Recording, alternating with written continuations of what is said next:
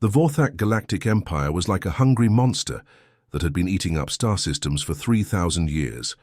They moved from one world to another, taking everything they wanted and leaving nothing behind. Their ships were massive. Their weapons could destroy entire planets, and no one had ever been able to stop them. Admiral Kython walked slowly across the bridge of his flagship, the Star Crusher. The ship was so big that you could fit a small city inside it. Lights blinked everywhere, and the hum of powerful engines filled the air.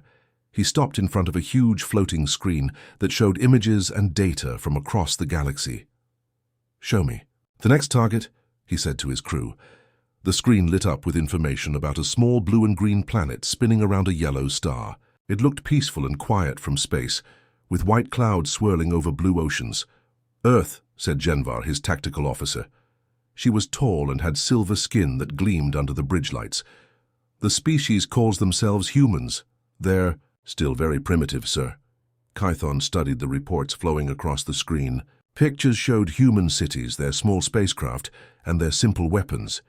He almost laughed. After conquering 847 star systems, this looked like it would be easier than taking candy from a child. "What kind of weapons do they have?" he asked. "Nuclear.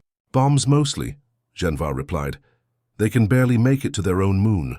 Their biggest ships have maybe 100 people on them.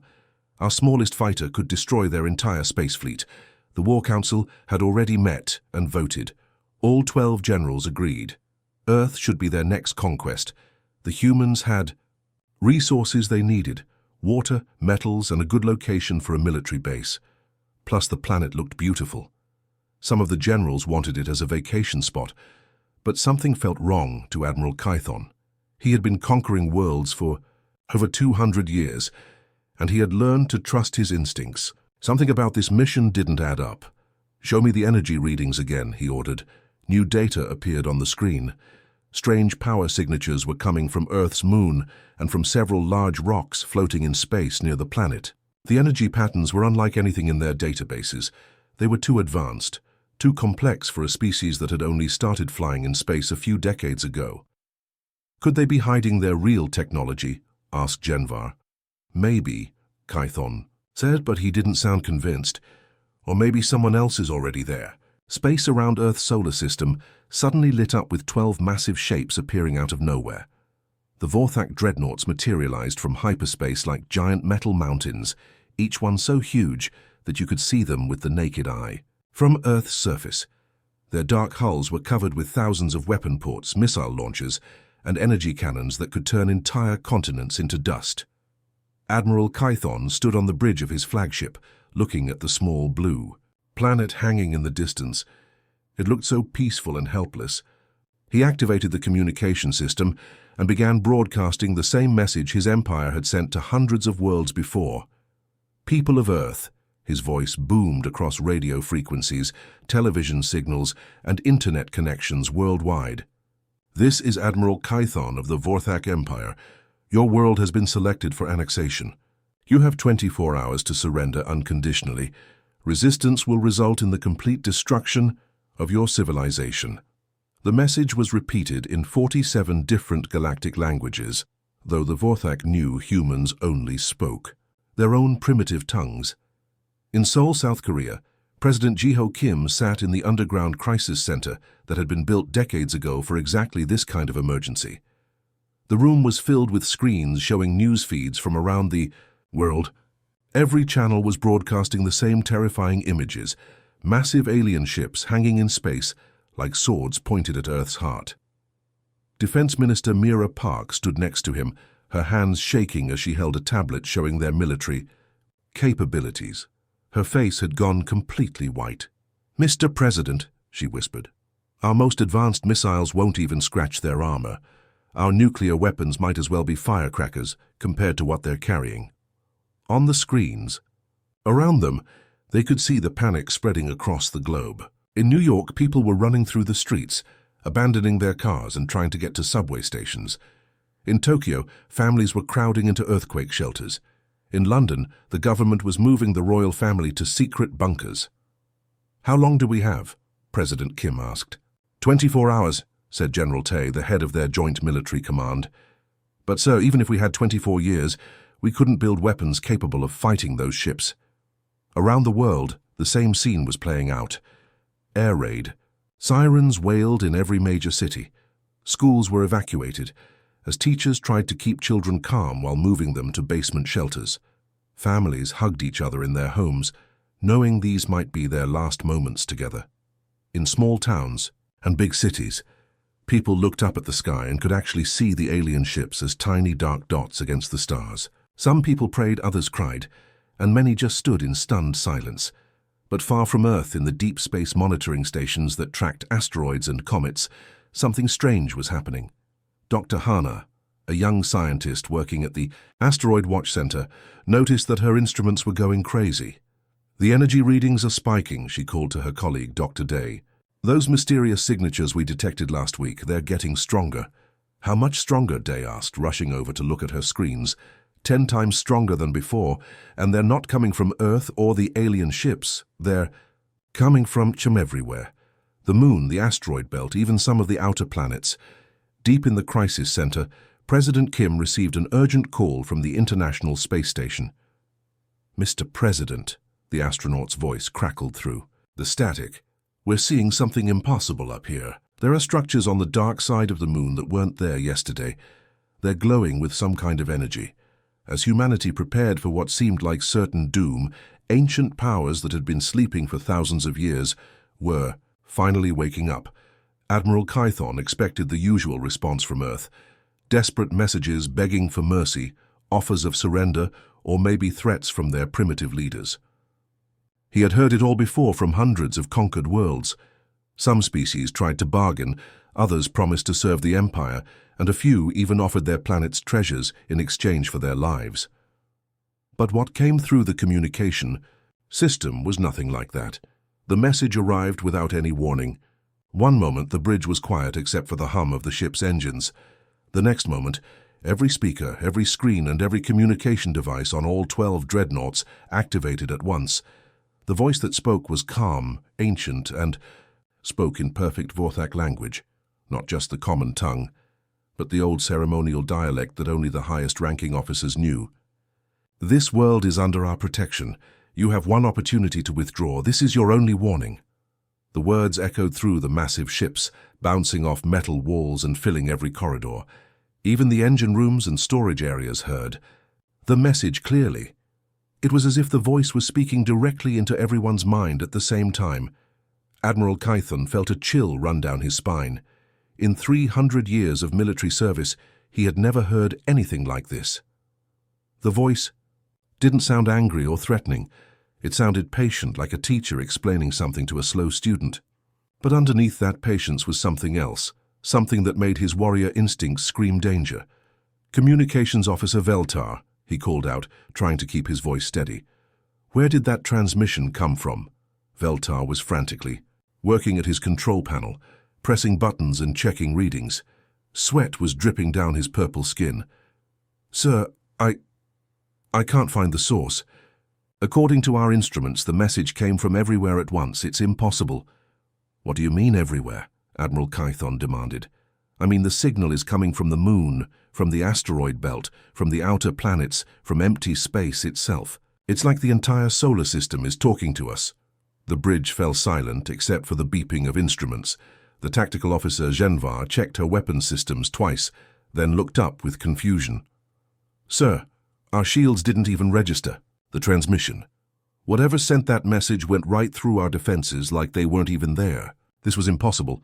The Vorthak Empire had the most advanced shields in the galaxy. They could stop energy blasts from supernovas, block telepathic attacks from the mindbenders of Zeta Prime, and even deflect the reality-warping weapons of the Dimensional Lords. Nothing could penetrate their shields without triggering alarms. "It has to be some kind of human trick," Admiral Kython said, but even he didn't believe it. Humans barely understood radio waves, let alone the quantum frequencies needed to bypass Vorthak shielding. Chief Science Officer Kothran spoke up from his station. He was old even by Vorthak standards, and had seen technology from 1,000 different worlds. "Admiral, with respect, this is not human technology. The power required to send a message directly through our shields would need the energy output of an entire star." And the fact that it came from multiple locations simultaneously, that's beyond anything in our databases. Are you saying there's another species in this system? Admiral Kython asked. I'm saying there's something here that's more advanced than us, much more advanced. The other officers on the bridge exchanged worried looks. For the first time in their military careers, they were facing something they didn't understand. The Vorthak Empire had always been the most powerful force in the galaxy. Their technology was superior, their weapons were unstoppable, and their shields were impenetrable. But now, something had casually ignored all of that and delivered a message that made them feel like children playing with toy soldiers. On Earth, humans were still panicking, still preparing for the end. They had no idea that somewhere in the darkness of space, ancient guardians had just issued their first and only warning to the invaders threatening their protected world. Admiral Kython's face twisted with anger. Nobody threatened the Vorthak Empire. Nobody gave them warnings. For 3,000 years they had been the ones giving ultimatums, not receiving them. Whatever had sent that mysterious message was about to learn what happened when you challenged the most powerful military force in the galaxy. All ships prepare for planetary bombardment, he commanded through the fleet communications. Target their major population centers. We'll show whoever sent that message what real power looks like. The World Render, his flagship, and the most feared weapon in the Vorthak arsenal, moved into position above Earth. The massive ship was over 10 miles long and carried a planet-killer weapon that could crack continents in half. It had destroyed the homeworlds of 17 different species, turning thriving civilizations into floating chunks of rock and ice. On Earth, the emergency broadcasts showed the alien ship moving directly over Sol. People in underground shelters could hear the rumble of the massive vessel passing overhead, even through tons of concrete and steel. Dr. Day sat in a crowded subway tunnel that had been converted into an emergency shelter. Around him, thousands of people were pressed together, families with small children, elderly couples holding hands, young students trying to be brave. The air was thick with fear and the smell of too many people in a small space. His colleague, Dr. Nari, was next to him, staring at her phone screen. The emergency broadcast says they're targeting Sol first, she whispered. 10 million people live here. Above them, through the curved ceiling of the tunnel, they could all hear a deep, humming sound. It was getting louder, like the sound of massive engines warming up for something terrible.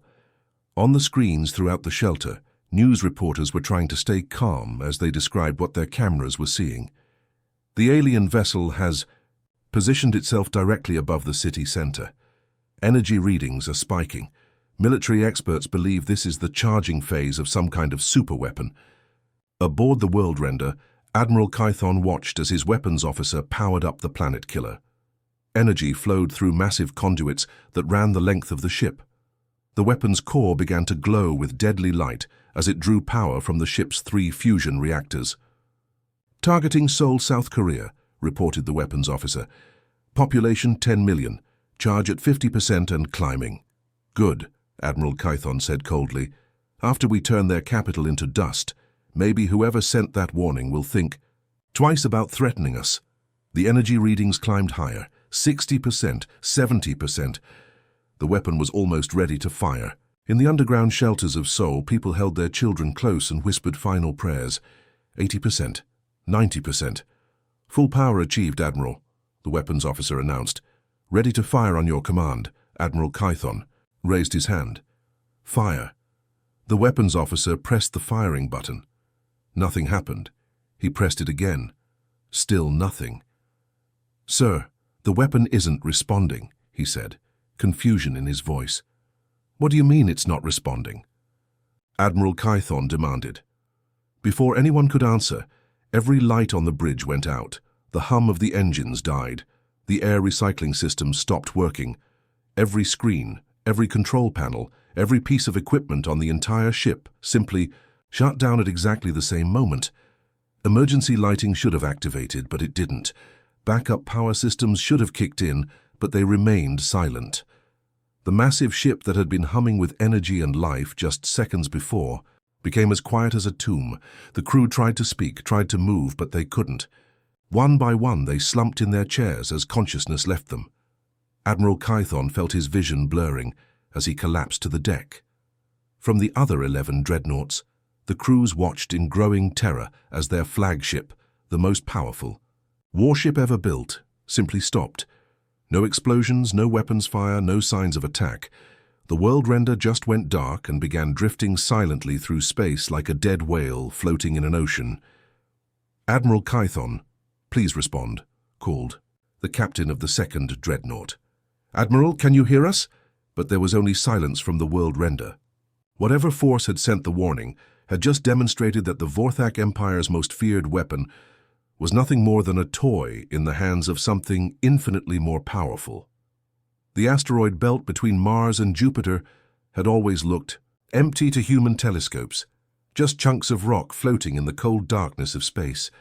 But now something was stirring in that ancient graveyard of planetary debris. The first ship appeared without warning, sliding out from behind a massive asteroid like a ghost emerging from a wall. It didn't look like any spacecraft the Vorthak had ever seen. Where their ships were all sharp angles, heavy armor, and bristling weapons, this vessel was smooth and curved, almost organic in its design. Its hull was darker than the space around it, absorbing light instead of reflecting it. But the strangest thing was how it moved. There were no engine flames, no exhaust trails, no signs of any propulsion system at all. The ship simply glided through space as if it was swimming through water, bending the very fabric of reality around itself. Then another ship appeared, and another. Soon, dozens of these shadow vessels were emerging from hiding places throughout the asteroid belt. They had been there all along, invisible and waiting, watching everything that happened in the solar system. Captain Zethran of the 2nd dreadnought tried to lock weapons onto the mysterious ships, but his targeting systems couldn't get a clear reading. The vessels seemed to exist in multiple places at once, like mirages that shifted and wavered whenever he tried to focus on them. "What are those things?" whispered his tactical officer. Before anyone could answer, a voice spoke directly, inside their minds. It didn't come through their communication systems or their helmet radios. Instead, it appeared in their thoughts as clearly as if someone was standing right next to them. "We are the eldest," the voice said. It sounded ancient beyond measure, like the whisper of wind through ruins that had stood for millions of years. "We have watched over developing species for eons, guiding and protecting those who show promise." The Vorthak crew looked around their bridge in confusion and fear. Mind-to-mind communication was supposed to be impossible. Their helmets had psychic shields specifically designed to prevent mental intrusion, but this voice had bypassed all their defenses as easily as walking through an open door. More of the shadow ships appeared, surrounding the Vorthak fleet in a loose circle. They moved with impossible grace, never coming too close but making it clear that the dreadnoughts were completely surrounded. "This species," the voice continued, "showed promise when they chose cooperation over conquest in their first steps to the stars. When they built space stations together instead of building weapons, when they sent messages of peace to the cosmos instead of threats of war. On Earth, people were starting to notice the new arrivals. In the city of Busan, young engineer Hana pressed her face against the window of her small apartment. She could see the strange ships hanging in the sky like dark clouds against the stars. They were beautiful in an impossible way, as if someone had taken pieces of the night sky and shaped them into art. But Hana wasn't afraid. Somehow, looking at those mysterious vessels, she felt safer than she had since the alien invasion began. There was something protective about them, like watching parents standing guard over sleeping children. "Who are you?" she whispered to the window, even though she knew they couldn't hear her. As if in answer to her question, one of the shadow ships turned toward Earth. For just a moment, Hana thought she could see through its dark hull to the beings inside. They were tall and thin, with skin that seemed to glow with its own inner light. Their eyes were like ancient stars, bright and deep and filled with the wisdom of ages. Around the world, other people were having the same experience. Children stopped crying and pointed at the sky with wonder. Adults felt their panic fading, replaced by a strange sense of peace. Even the world leaders in their bunkers found themselves strangely calm as they watched the news feeds. The eldest ships didn't look like weapons of war. They looked like guardians, like shepherds watching over their flock. Back in space, Captain Zethran tried to contact his other ships, but found that his communications were being gently blocked. The eldest wanted to talk, and they wanted the Vorthak's complete attention. "You have come to harm our protected ones," the ancient voice said. "This cannot be allowed. But we offer you the same choice we have offered others. Wisdom or consequences. Choose carefully." The shadow ships hung motionless in space, waiting for an answer that would determine the fate of the entire Vorthak fleet. Admiral Kython woke up slowly, his head pounding like someone had hit him with a hammer. The bridge of the World Render was dark, except for a few emergency lights that cast eerie shadows on the walls. His crew was starting to wake up too, groaning and rubbing their heads as they tried to remember what had happened. "Status report," he demanded, though his voice came out as more of a croak. His communications officer Veltar was hunched over his control panel, pressing buttons frantically. "Sir, I'm getting signals from the other ships. They're all asking the same question. Where are we?" Admiral Kython looked at the main view screen and felt his blood turn to ice. The blue and green planet Earth was gone. The yellow star Sol was gone. Instead, they were floating in a system with a dim red star that barely gave off any light. Everything looked dead and cold. "This is impossible," he whispered. "We were just at Earth. How did we get here?" Before anyone could answer, that same ancient voice spoke directly into their minds again, but this time it sounded almost amused. "You refused our offer of wisdom," the eldest said. "So we decided to show you something instead. Welcome to what we call the Museum of Hubris." Captain Zethran's voice crackled through the communication system from the second dreadnought. "Admiral, you need to see this. Look at your long-range scanners." Admiral Kython's science officer activated the scanning systems, and what they revealed made everyone on the bridge go silent with shock. They weren't alone in this dead system. Floating all around them were the remains of other fleets, dozens of them, maybe hundreds. But these weren't wrecked ships from battles. These were perfectly preserved vessels from species they had never seen before. Some of the ships were massive, even bigger than Vorthak dreadnoughts. Others were sleek and elegant, built with technology that looked impossibly advanced. A few were so strange that they barely looked like ships at all, more like living creatures made of metal and crystal. "What is this place?" whispered Tactical, Officer Genvar staring at the view screen in horror. The answer came not from her crew, but from the eldest themselves. Every empire believes it is the strongest. Every conqueror thinks they are unstoppable. This is where we bring them when they refuse to listen to reason. Admiral Kython walked closer to the view screen, studying the alien ships floating around them. Some of them looked ancient beyond measure, their hulls covered with strange symbols and designs. Others appeared to be from more recent times, their weapons still gleaming with deadly purpose. "How long have they been here?" he asked. "The oldest have been here for 200,000 years, came the reply. The newest arrived just 50 years ago. They all made the same mistake you are making now. They thought their technology made them gods." Science Officer Kothran was running detailed scans of the nearest ships. "Admiral, these vessels, some of them have technology that's centuries ahead of ours. Look at this one." He pointed to a ship that seemed to shimmer and phase in and out of reality. "It appears to be built from folded space-time itself. And this one," added Veltar, pointing to another vessel, "has weapons that could destroy entire solar systems." "Yet here they all are," the eldest said, their mental voice carrying a note of sadness, "floating in a graveyard of their own pride. Each species thought they were the apex predators of the galaxy.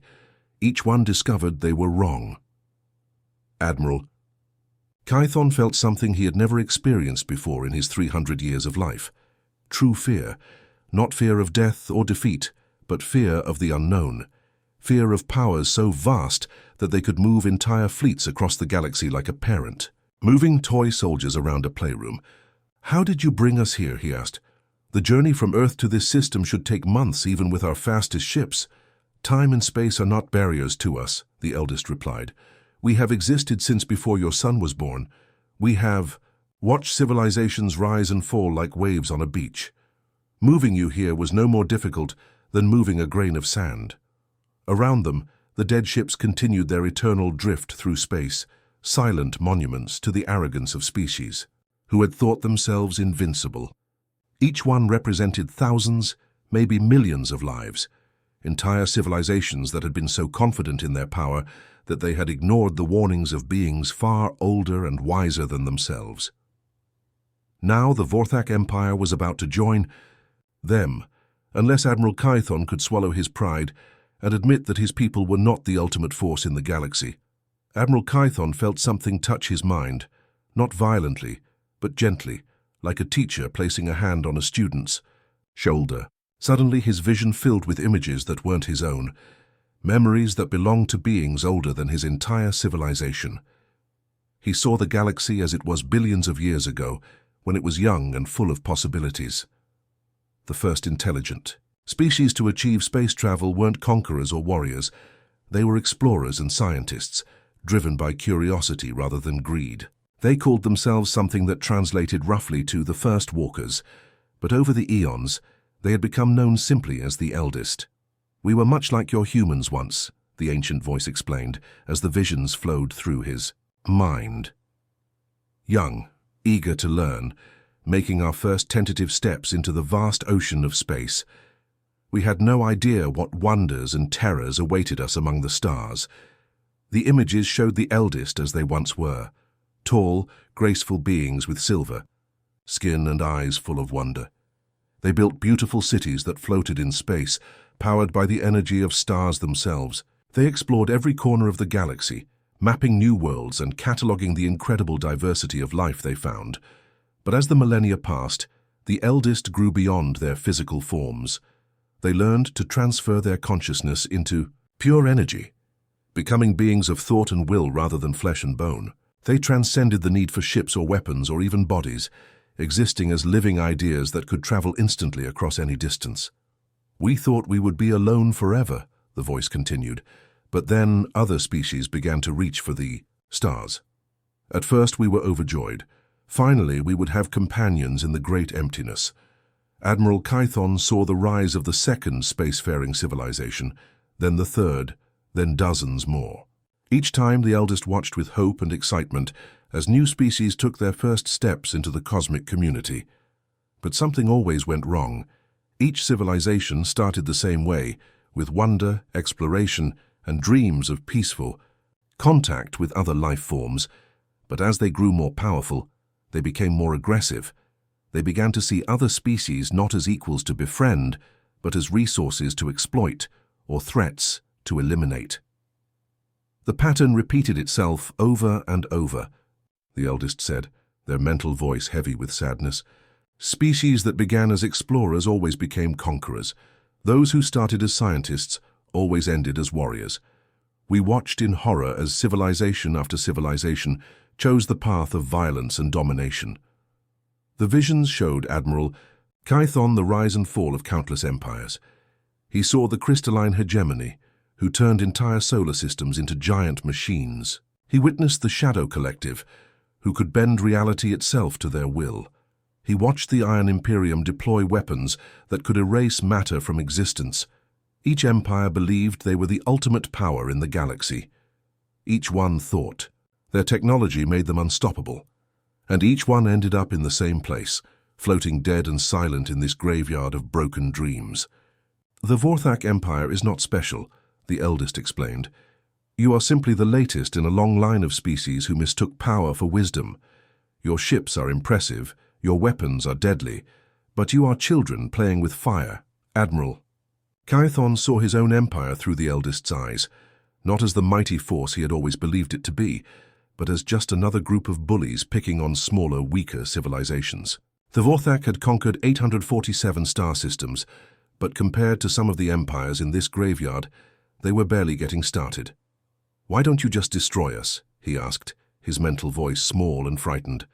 "Because destruction teaches." "Nothing," came the reply. "We tried that approach once, long ago. We wiped out an entire empire that threatened peaceful species, but their destruction only made us feel empty, so we built this place instead, a museum where the proud can learn. Humility." The vision shifted to show the few civilizations that had made different choices. species that had grown powerful but remained peaceful, that had advanced their technology while keeping their compassion. These civilizations were allowed to flourish, guided gently by the eldest when needed, but free to make their own choices. "Your humans showed us something we hadn't seen in millennia," the eldest said. "When they first reached their moon, they planted a flag that said, 'We came in peace for all mankind.' When they built their first space station, they invited other nations to join them. Even now, facing what they believe is certain destruction, they are not planning revenge. They are trying to save their children." Admiral Kython understood now why Earth was protected. Humanity wasn't special because of their technology or their strength. They were special because after thousands of years of watching species choose conquest over cooperation, the eldest had finally found one that might be different. The silence on the bridge of the world render stretched on for what felt like hours. Admiral Kython stared out at the floating graveyard of dead empires, each one a reminder of the choice he was about to make. His crew watched him with a mixture of fear and hope in their eyes, waiting for the decision that would determine the fate of their entire civilization. "What exactly are you offering us?" Admiral Kython finally asked, his voice barely above a whisper. The eldest's response came gently but firmly into his mind. "The same choice we have offered every empire that has stood where you stand now. You can abandon your ways of conquest and face justice for the civilizations you have destroyed, or you can remain here forever, another monument to pride and arrogance." "Justice?" Admiral Kython repeated. "What kind of justice?" "You will return to every world you have conquered. You will rebuild what you destroyed. You will give back what you took. Your weapons will be dismantled. Your war fleets will become rescue ships, and your soldiers will become teachers and healers. It will take centuries, maybe millennia, but you will undo the harm you have caused." The Admiral felt his legs go weak. The Vorthak Empire controlled 847 star systems. They had enslaved hundreds of species, strip-mined countless worlds, and destroyed civilizations that had taken thousands of years to build. The thought of trying to undo all that damage was overwhelming. "And if we refuse?" he asked, though he already knew the answer. "Then you join them," the eldest said simply. Admiral Kython looked around at his crew. Science Officer Kothran was staring at his instruments with wide eyes, probably calculating how long it would take to restore even a single destroyed world. Communications Officer Veltar was slumped in his chair, the weight of their empire's crimes finally hitting him. Tactical Officer Genvar was looking at the weapons systems she had once been so proud of with something like disgust. "Sir," Genvar said quietly, "I keep thinking about all the planets we've bombarded, all the cities we've turned to ash. I never thought about the people living there, the families, the children who never got to grow up. I've been reviewing our conquest records," Kothran added, his voice shaking. "Do you know how many species we've driven to extinction? 47. 47 entire civilizations that will never exist again because of us." Admiral Kython closed his eyes and tried to remember why they had started conquering other worlds in the first place. The official reason was resources. The Vorthak homeworld was dying, and they needed new places to live. But that had been solved after the first dozen conquests. Everything after that had been about power, about proving they were the strongest force in the galaxy. Now he knew the truth. They weren't the strongest. They weren't even close. They were just bullies who had been allowed to run wild until they finally picked on someone under the protection of their elders. "What about our people back home?" he asked. "What happens to the civilians on our worlds?" "They will be taught a different way to live," the eldest replied. "Without conquest, without slavery, without the fear that drives your empire. They will learn to build instead of destroy, to grow instead of take. It will be difficult at first, but your species has the potential for greatness if you choose wisdom over power." Admiral Kython walked to the view screen and pressed his hand against the cold metal.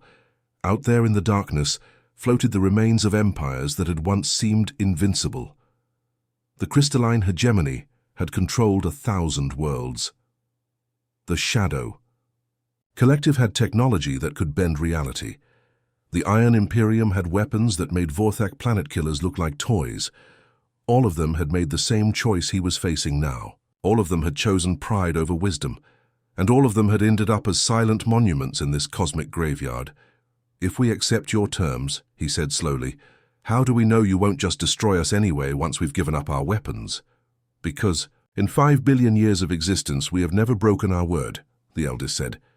"We are not conquerors, we are gardeners, tending to the growth of younger species.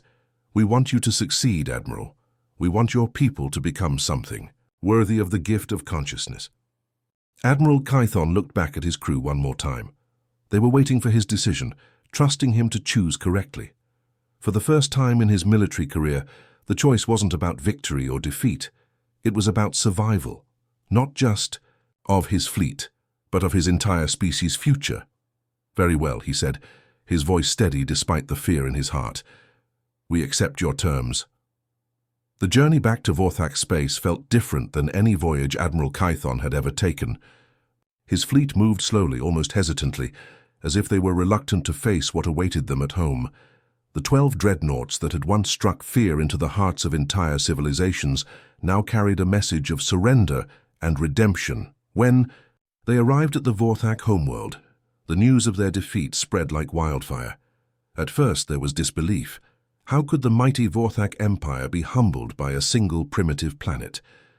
But as Admiral Kython shared the recordings of their encounter with the eldest, the reality began to sink in. The transformation didn't happen overnight. It took years of difficult conversations, political upheaval, and careful planning. Admiral Kython found himself leading not armies of conquest, but teams of engineers and scientists, working to undo centuries of damage. The same ships that had once carried planet-killer weapons were retrofitted to carry food, medicine, and building supplies to the worlds they had devastated. On the former slave world of Kepler 442b, Vorthak engineers worked alongside the native Zephyrians to rebuild the great crystal cities that had been destroyed during the invasion 50 years earlier. The work was slow and painstaking, but for the first time in his life, Admiral Kython felt like he was building something instead of tearing it down. Meanwhile, on Earth, humanity was trying to understand what had happened to them. The alien invasion that had terrified the entire planet had ended not with destruction, but with protection. The mysterious ships that had appeared from the asteroid belt were gone, vanished as suddenly as they had arrived, leaving behind only questions and wonder. Dr. Jiho Kim, who had been a simple astronomer before the invasion, found himself appointed. As Earth's first ambassador to what they were learning was a vast galactic community. The responsibility was overwhelming, but he accepted it with the same determination that had driven humanity to reach for the stars in the first place. One morning, as he sat in his new office at the United Nations building in New York, his computer received a message unlike any other. It appeared on his screen without any signal source, written in perfect Korean. "Your species' willingness to unite in the face of external threats, rather than immediately turning to conquest, marked you as worthy of protection. Prove yourselves worthy of the trust we have placed in you." Dr. Kim understood that this was both a blessing and a challenge. Humanity had been given a second chance, but they would need to prove they deserved it. Across the world, young people who had lived through the invasion began dedicating their lives to making sure humanity was ready for whatever came next. In Busan engineer Hana spent her days designing new propulsion systems that might one day allow human ships to travel between the stars without taking centuries to make the journey. She had been inspired by the mysterious vessels she had seen in the sky, and she was determined to understand how they had moved so gracefully through space. In Seoul, scientist Day worked on communication technologies that could reach across vast distances instantly. He had been fascinated by how the eldest had spoken directly into people's minds, and he wondered if humanity could develop similar abilities through technology rather than evolution. Other young scientists and engineers around the world were working on everything from faster-than-light travel to methods of terraforming dead worlds. They all shared the same dream, that one day humans would be able to stand as equals alongside the ancient guardians who had protected them. The work wasn't easy. There were setbacks and failures, political arguments about how much to spend on space research, and people who thought humanity should focus on Earth's problems instead of reaching for the stars. But slowly, Surely, progress was being made. Years passed. The Vorthak Empire continued their long work of redemption, rebuilding worlds and freeing enslaved species. On Earth, humans took their first tentative steps into deep space, establishing research stations in their outer solar system and making contact with some of the friendlier species in nearby star systems. And somewhere in the vast darkness between the stars, the eldest watched and waited. They had seen too many promising civilizations fall to pride and violence, but they allowed themselves to hope that perhaps this time would be different. Perhaps humanity would prove that a species could grow wise without first becoming monsters. The universe was vast and full of wonders, and for the first time in eons, the ancient guardians dared to believe that it might become a little less lonely. The garden they had tended for so long was finally starting to bloom.